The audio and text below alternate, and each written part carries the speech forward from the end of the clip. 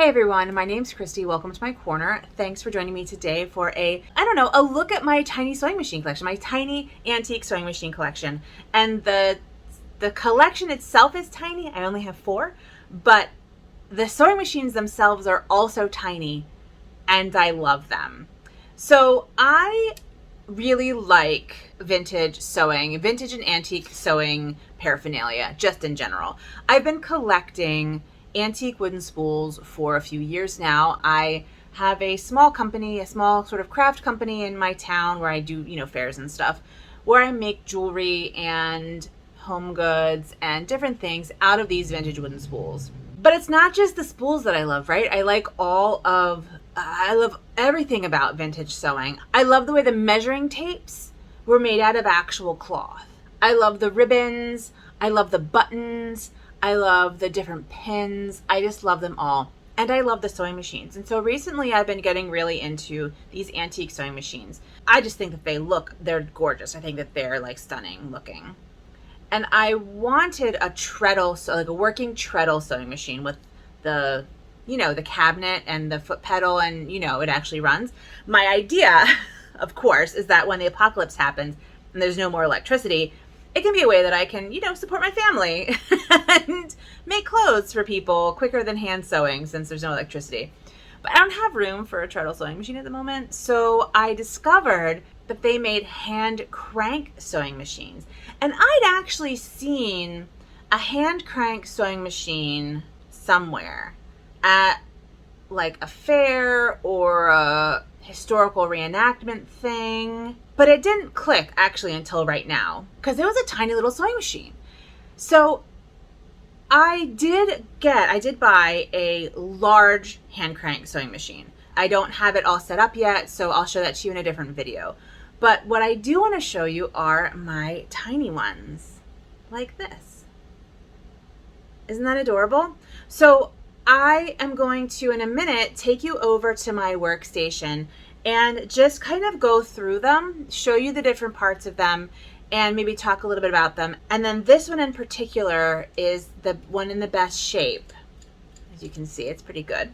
And I want to see if it will actually stitch something because I haven't tried them yet. But before I take you over there, I do want to thank you for watching. I want to welcome my new subscribers and welcome back anyone who's been hanging out with me for however long you've been with me. And if you're not a subscriber, I'd love to have you subscribe and stick around. You can find me on Instagram in a couple places. You can find me at Dr_Christy, and that is my main Instagram account, or at the Spoolery, which is my homage to vintage wooden spools. That one is a little hit or miss these days. I've been pretty busy with work and stuff, so I haven't been posting a ton on there, but I'm hoping to get more, posted on there as I create things and make different things. So yeah, please do subscribe. I also have a Patreon if you're interested in history and cross stitch in particular. You can find that down below. I talk about different historical topics and I do a cross stitch pattern every month. And I also have Happy Mail. If you like getting things in the mail, I will send you things in the mail. That's all in the description box down below. But let me take you over my workstation and let's check out these tiny sewing machines. So this is the one I just showed you in the introduction, and this is a Singer Model 20. And it's a pretty early one, and you can tell because it's sort of like a C-clamp. If you turn it around,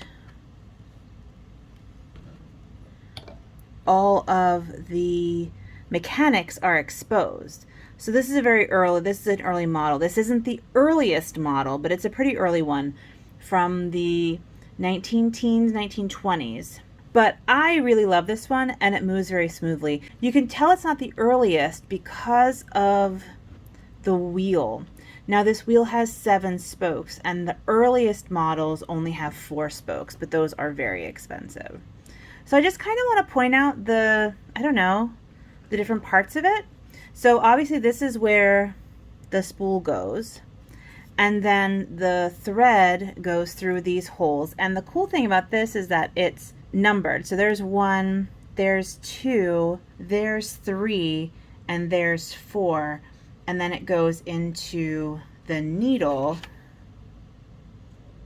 which is right there. That's how it gets threaded. So this is the presser foot lifter, and then here's the presser foot, right? And here we have our needle that gets screwed in right here, right there. And I really think that this is lovely, but the coolest thing about this machine is that it doesn't require a bobbin. It is a chain stitch machine. So I'm gonna hold it like this. And what you see is underneath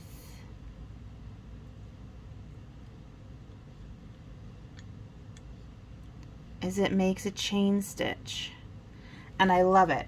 And the thing to remember is that it goes this way. So when you're sewing, you see all the parts and you turn it this way. This also actually comes with the seam guide. So you can unscrew this and move this seam guide and then screw it back in to make the seam the length that you want. Honestly, I love this machine so much, and I got a guide, basically a restoration guide, so I can make it really pretty, like make it really nice, get rid of all of the, I don't know, make it shine again. That's really what I want. So this is the first one that I got, and I love it. This is, I think, well, this is my favorite one, and it's also, I think, in the best shape. So this is the one that we're going to see if it works at the end, so stay tuned for that. But let me show you the next one.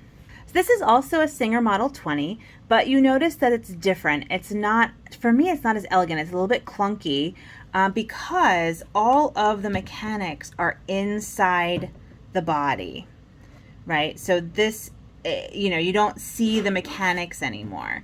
This would be the side that is facing you when you're sewing. Again, we have a place for the thread, and I have a new pin that I'm going to try and put in here at some point. You have the numbered sections, the 1, 2, 3, and 4, and 5. Here we have a 5th one right there. That tells you how to thread the needle. You have your presser foot up and down, which is excellent. This one turns, but not as nicely. This one is also a chain stitch machine. I might try this one too, and we'll just see how it looks. So I really like this one. I think it's clunkier, but I do think it's pretty nice. It has all the same parts on it, and this one, like I said, is a bit later. And anyway, yeah, so this is my second one that I got, and it makes me very happy. Now let me show you the third one, which is not a Singer, but it's adorable.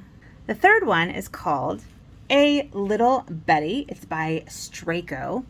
And this one obviously is very different. Well, it looks different, but it's basically the same thing. It just has a completely flat, as you can see, just a completely flat body. All of the mechanics are on the outside. It does turn, which is fun. This is obviously where the thread goes, and I think that this screws off. Yeah, so this screws off.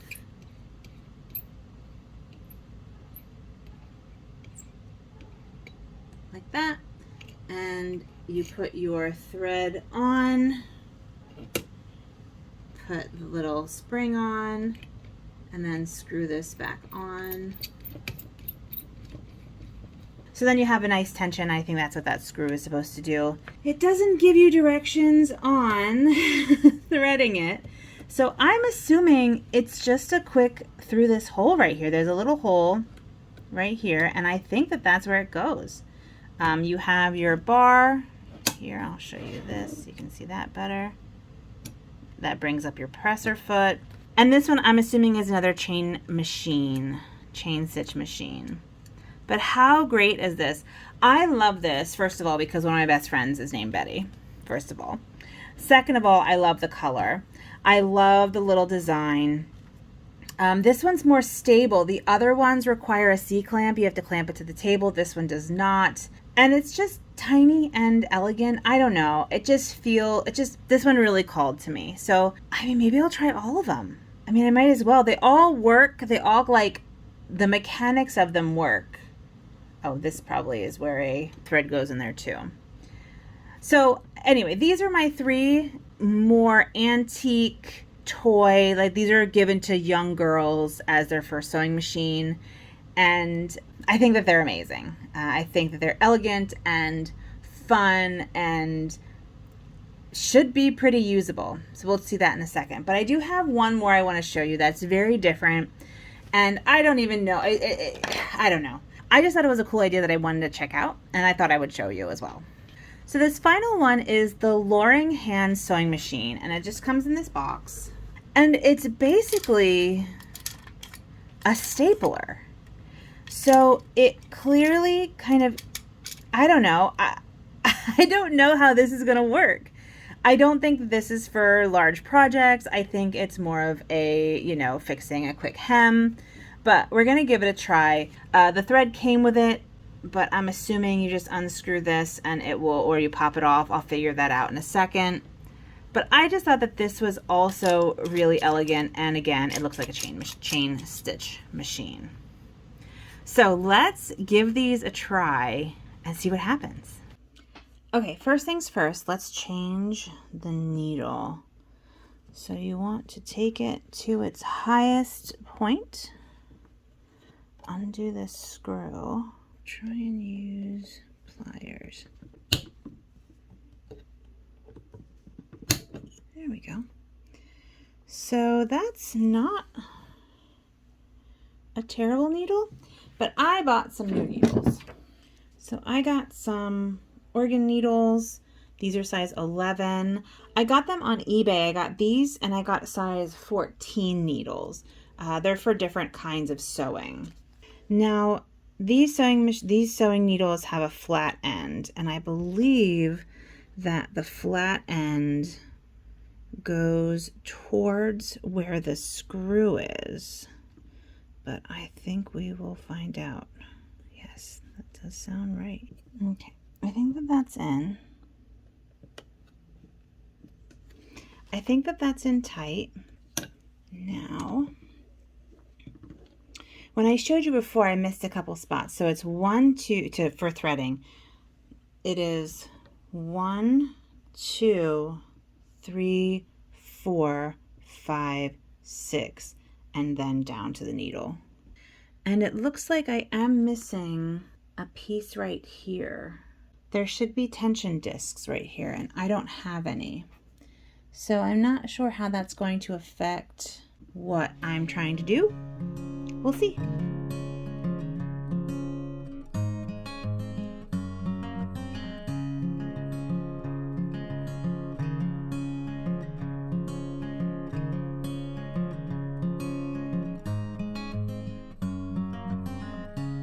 I think that that's correct. So that should work. In theory, that should work. Let's try it out. So I got my scrap fabric, and let's, I don't know, give it a go. Let's give it a go.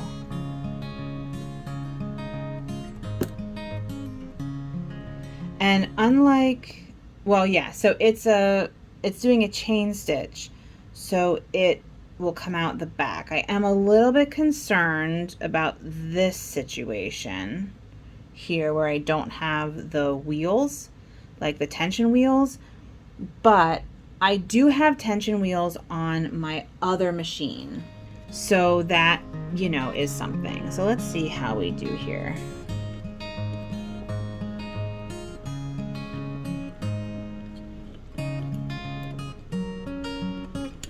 Oh, something's sticking. No, something's not right.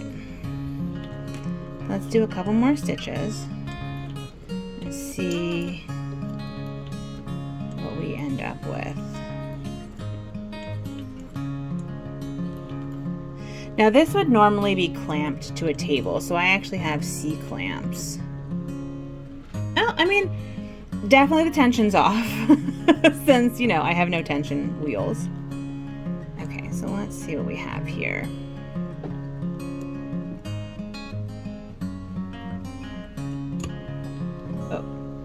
I mean, that is not good, but that's all the tension. So it has a fairly neat front, but the back has no tension, and so the chain stitch is a bit off. It should be much tighter than that. It should be kind of tight, and my thread broke. Again, I'm assuming that's a bit because of tension, and also because this is antique thread. I just picked out an antique spool that I have. So that's the first one. Now let's try the next one. Here we have, okay, we have a broken needle, so we will take this out. Okay, this is a bit of a bummer. I can't get this screw loosened, so I'm gonna have to do some finagling at a later date to get that screw loosened. And we'll try it again later. And then finally, let's check out Betty. Now, so I don't know if this needle is the same as the Singer needle, but we will find out, won't we? Okay, so it's a different needle. It's a sort of a straight needle. Oh, that's interesting. It's not even like it's not even sharp on the end. No way. There's no way this is gonna fit. Nope. So this won't fit. And I don't have any other needles that I think would work. I think I'm out of luck when it comes to using this machine. I don't have a needle that's appropriate, and this needle is very weird. It's not even sharp at the end, so I don't know how that would even work. So I can't try this one, unfortunately. I don't know that I have any needle that will work with this, unfortunately, just because most sewing machine needles have a thicker kind of base and a much thinner point, and this one does not. This one has a pretty uniform width of a needle. I'll need to do some searching. But let's see if it works. I mean, you never know. And I don't have any kind of directions for this. I think that this spring here is the tension. Oh, but let me get that pink thread. And there's no other place for this to go through. And this is too tight, I think. So let's just, that's gonna be a mess. It's fine. It's all fine. So I think it just goes through this hole here.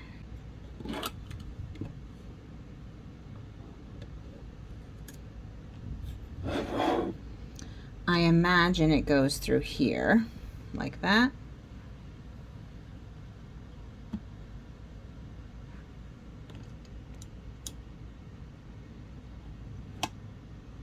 And then through the needle. Let's see if a sewing threader will work.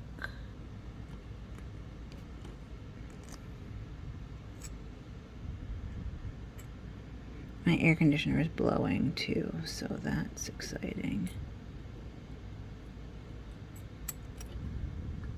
Here we go. Perfect. So what I expect is that this needle here will not go through the fabric, but we'll see. We'll try it out.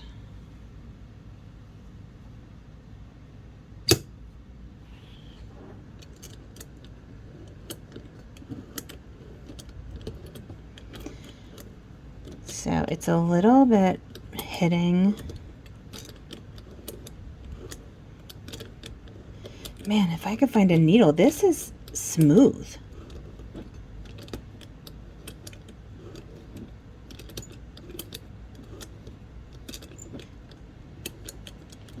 Oh, it's smooth because it's not actually sewing. I don't know what happened. It's no longer in the needle.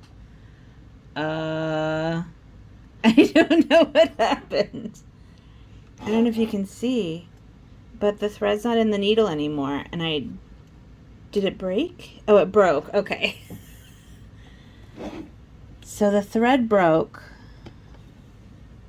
It was very smooth, but I don't think it was doing anything. It was just poking a hole.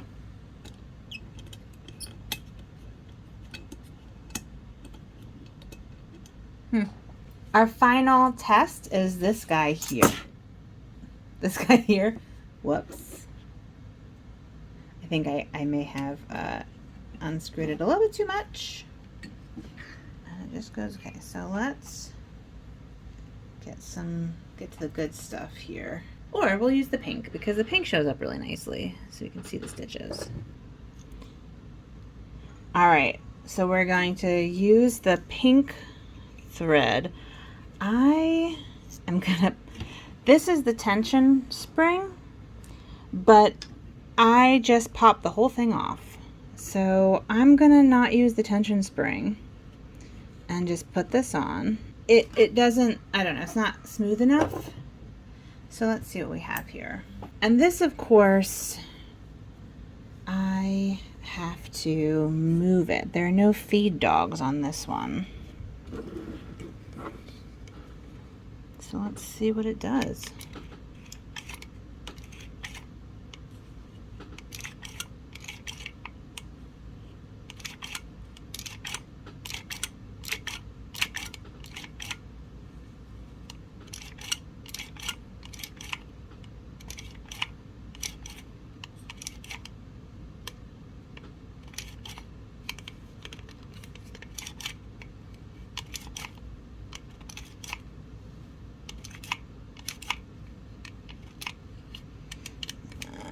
Yeah, so the bottom's all sorts of messed up. It's like not unhooking. But that could just be an issue with it being not smooth. There we go.